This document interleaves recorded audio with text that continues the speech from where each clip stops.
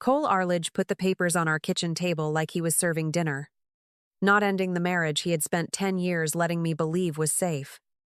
Diane sat beside him with hands folded, calm enough to make the room feel practiced, while his phone lit against the wood with Sienna March's name. The preview showed 6 words that needed no context. Did she sign it yet? I looked from that screen to the stack, and understood the other woman was not waiting outside our marriage. She had been helping write my exit.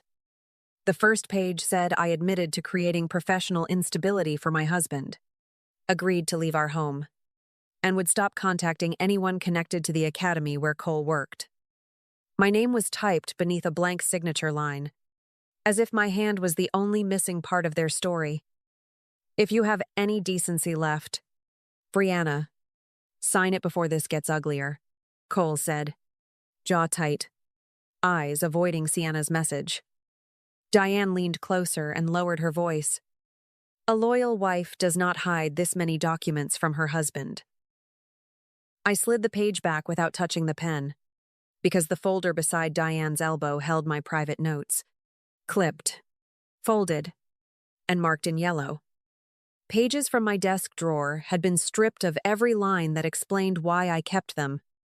Read the whole thing. Cole. Not what your mother circled. Not what Sienna translated for you. Read what I actually wrote. His chair scraped back hard enough to shake Diane's coffee, and that tremor told me she knew what she had started. Do not drag my mother into your lies, he snapped, stepping close before I could move. His hand crossed the space between us, and the sting arrived before belief did. Nobody breathed, and Cole stared at his palm like it belonged to someone else. I picked up my purse, took my keys from the counter, and left the unsigned papers where they belonged, between the people who had built them. What Cole called proof had started as a gift, and that was the part Diane never allowed him to see. For months, after my shifts at the Public Arts Center, I had been building a nomination packet for a community culinary teaching fellowship in Florida. Cole used to talk about teaching working people how to cook real food on impossible schedules, before the academy turned him into a man who measured days by exhaustion. I gathered class evaluations, student thank you notes, lesson plans, and letters from people who still believed patience was his greatest skill. I kept it quiet because his birthday was coming, and because the man I married once loved surprises that cost nothing except effort. Diane found the packet before it was finished, and she did what she always did with anything that made me look careful instead of careless. She photographed pages with words like assessment, transition, schedule, and personal history, then cut them away from every paragraph that explained the fellowship. By the time those pages reached Cole, my work had become a case file, my preparation had become surveillance, and my quiet had become guilt. Sienna slid in afterward with messages soft enough to look innocent if you did not read them twice. I saw one later on Cole's screen, where she wrote, I hate saying this, but Brianna knows how to make you look unstable. The agreement they pushed across the table was not written by an attorney, and I recognized Diane's stiff phrases in every line. Years near family law had taught her just enough language to sound official and just little enough restraint to make it dangerous. It asked me to admit I had created emotional and professional instability for Cole, leave the house without contest, and avoid contacting anyone tied to his academy. That was the real shape of their plan. Not divorce. Not healing. Not honesty. They wanted my signature under a lie, so Cole could leave with his reputation clean. Sienna could step beside him, and Diane could point to the paper later and say I had confessed. Marisol did not tell me to calm down when I called from the parking lot, and that was the first mercy anyone gave me that night. She asked where I was, told me to keep the doors locked, and stayed on the line until I reached a quiet hotel near the Tampa airport. The lobby smelled like citrus cleaner and tired carpet, the kind of ordinary place nobody chooses for a life-changing moment. When she arrived with a charger, water, and notebook under her arm, she looked at my face once and did not ask what I had done. Do not answer him tonight, Brianna, the man who tried to make you sign a lie does not get to demand an explanation at 2 in the morning. Inside the room, my hands shook harder after the door locked, like my body had waited for permission to understand what happened. Marisol sat on the bed while I stood in the bathroom light and photographed the mark on my cheek. Not because I wanted to see it, but because denying it would help everyone except me. Cole had already called 7 times, and his messages moved from crying to excuses before the ice machine finished dropping. Diane texted that emotions had gotten out of hand, as if the papers, the pressure, and the slap had appeared from bad weather. Then Sienna sent one sentence, "I hope you do not make this harder for him." Marisol opened the notebook and started putting names beside actions, not feelings. Cole had pressured me to sign. Diane had used private documents to corner me, and Sienna had been involved before the papers touched the table. "This is not a misunderstanding," Marisol said, her voice low enough to keep the room steady. "This is pressure, coercion, and violence. And tomorrow you call a family lawyer before you call anyone else." I stared at my laptop after she left, at the nomination letter I had written for Cole, and the first line blurred before I could stop it. "Cole Arledge understands how food can give working people dignity." The man in that sentence had not been in my kitchen. Victor Bellamy did not look shocked when he read the papers, and somehow that made me feel steadier than sympathy would have. His office sat above a pharmacy on a busy Tampa street, with traffic humming below and my folder open between us like something that had finally left the kitchen. He read Cole's messages first, then Diane's text about emotions getting out of hand, then the agreement with my name already typed beneath the lie. "You do not meet him alone again," Victor said. Not dramatically, not softly, just with the weight of a man who had seen people confuse pressure with love. "From this point forward, everything goes through counsel." I expected him to tell me we needed a bigger story, something cleaner, something that made me look blameless in a way strangers could understand. Instead, Victor tapped the agreement with his pen and said the paper already showed what mattered. It asked me to leave the home, accept blame for Cole's professional instability, and stop contacting anyone at the academy before I had even spoken to a lawyer. Diane's language sat inside those lines like fingerprints, stiff and careful, and Sienna's message sat beside them like the missing witness who forgot she had written herself into the room. I did not need to sound wounded when the documents were doing it for me. Victor helped me send one notice stating that all contact had to go through his office, then had me gather every message, email, photo, and copied page without answering anything new. I did not post about Cole, did not call the academy, did not send Sienna the kind of sentence she could twist into proof that I was unstable. Then Victor paused over one email from Sienna's academy account, his face changing only slightly as he turned the screen toward me. "If she signs the instability clause, you can control the narrative before the board dinner." He leaned back and said, "We are not going to ruin anyone, Brianna. We are going to let the right people read the right documents."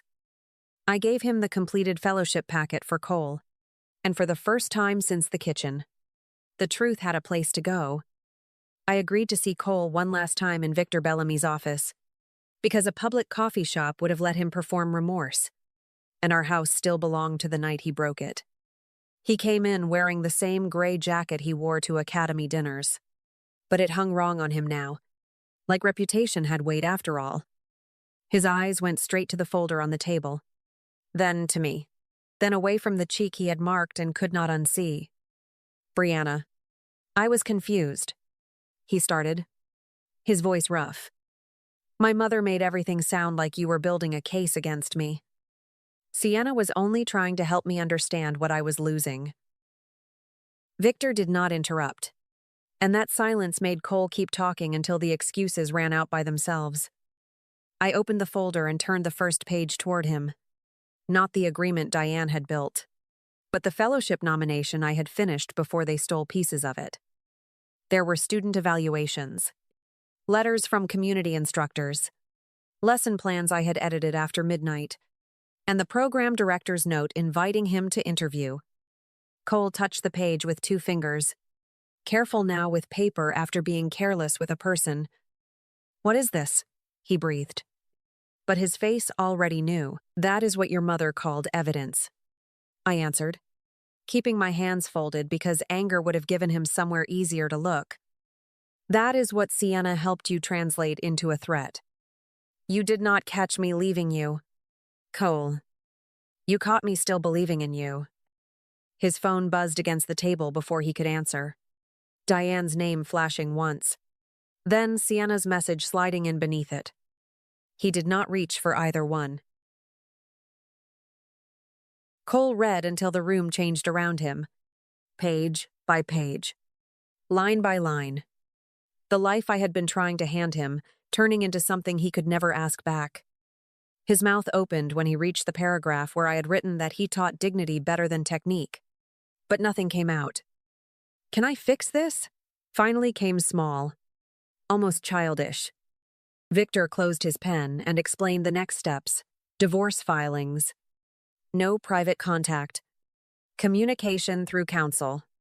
And the academy emails going to the proper review channel. Cole looked at me like forgiveness might still be hiding in the room. But I had brought him truth. Not another chance. The academy did not announce anything by memo. And nobody dragged Sienna March into a hallway for public shame. That was not how people lost status in places like that. They lost it through calendar invites that disappeared, sponsors who asked for a different coordinator, and email threads where her name stopped being copied. Victor sent the documents through the proper channel, and the academy had to read the message from her work account, where she told Cole that if I signed the instability clause, he could control the narrative before the board dinner. Sienna tried to make it sound personal, like she had only been comforting a colleague in a difficult marriage. Then the internal review pulled the thread, and comfort started looking like strategy. She had suggested language for the agreement, warned Cole not to let me speak to anyone at the academy, and told him Diane understood how family court paperwork scared women into cooperation. The chain did not need my voice added to it. Every sentence she had sent was standing in the room without me. Diane's collapse was quieter, but it reached the places she valued most. Her old volunteer circle at the academy stopped treating her like the wise mother who knew how systems worked. Once Victor's notice described how my private papers had been copied, marked, and used to pressure me into signing a false statement. Nobody wanted her advice near another family dispute. She sent one letter through Cole, full of careful regret and phrases that never quite became accountability, but I did not answer it. I had already learned what her soft voice cost. Cole lost the fellowship before he sat for the interview, and the academy review left him with a warning that followed him through every room he entered there. No one called it punishment to my face. They called it policy, conflict of interest, misuse of email, professional judgment. But I knew the simpler truth. I had not taken his dream away. He had watched his mother and Sienna light the match, then handed them the paper himself. The divorce was signed in a conference room that smelled like stale coffee, printer heat, and the kind of silence people use when there is nothing decent left to argue. Cole signed first, his hand slower than I remembered, and he did not look at me until Victor slid the last page into the folder. "I am sorry," Cole murmured, but the words arrived too late to change the shape of anything. I nodded once, not because it healed me, but because I had no interest in spending another second teaching him what damage meant. The agreement was fair, boring, and clean in the way real endings usually are. The house was handled through attorneys. Our shared obligations were separated, and every message after that went where it belonged, through people paid to keep emotion from becoming another weapon. Diane sent a letter through Cole, 6 pages of careful regret, full of lines about fear, protection, and a mother's instinct. But not once did she write that she had stolen my papers and built a lie from them. I folded it back into the envelope and gave it to Victor without answering. Some doors do not need a slam. They need a lock. I moved into a bright apartment with white walls, wide windows, and enough morning light to make the kitchen feel like a room instead of a warning. For the first few weeks, ordinary sounds still caught in my body: a man raising his voice in the hallway, a chair dragging too hard across tile, my phone buzzing after dark. I did not call that weakness anymore. I called it evidence that I had survived something my body was still filing away. Work became steady again before my heart did. The Public Arts Center asked me to help shape a life skills program for women rebuilding after family crisis. And the first time, I unlocked the classroom. I stood there longer than I meant to. No one clapped. No one handed me justice wrapped in a ribbon. Still, I knew I had won. Not because Cole lost the room. Not because Diane lost her voice. Not because Sienna lost her shine. But because my story no longer needed his mouth to be understood. The papers came full circle on a Tuesday evening, in a classroom that smelled like dry erase markers, coffee, and rain drying on cotton jackets. Months earlier, Cole had pushed a document across our kitchen table to make me confess to a story he wanted clean. Now I placed handouts in front of women who had come to learn how to leave a dangerous room before anyone convinced them the door was theirs to apologize for. I did not tell them my whole life, because the lesson did not need my scars to be useful. I only said, before you sign anything that makes your hands shake, step outside and call someone who does not profit from your fear. Word reached me later that Cole heard about the class through someone at the academy. Not through me. Diane stopped appearing in the volunteer circles where she once liked being treated as a woman with wisdom, and Sienna's name vanished from the glossy event posts she used to chase. None of it came with fireworks, and none of it needed to. Consequences are not always loud enough for strangers to clap for, but they are heavy enough for the people who earned them. I did not have to keep watching for the ending to know it had arrived. That night, I came home to my apartment, set my keys on the counter, and turned on the kitchen light without flinching. The room was clean, quiet, and mine, which felt like more luxury than any apology Cole could have offered. Thank you for staying with Brianna's story. Sometimes peace begins the moment a woman stops explaining herself to people committed to misunderstanding her. If this felt close to something you have seen or survived, share your thoughts below. Your words may help someone feel less alone tonight.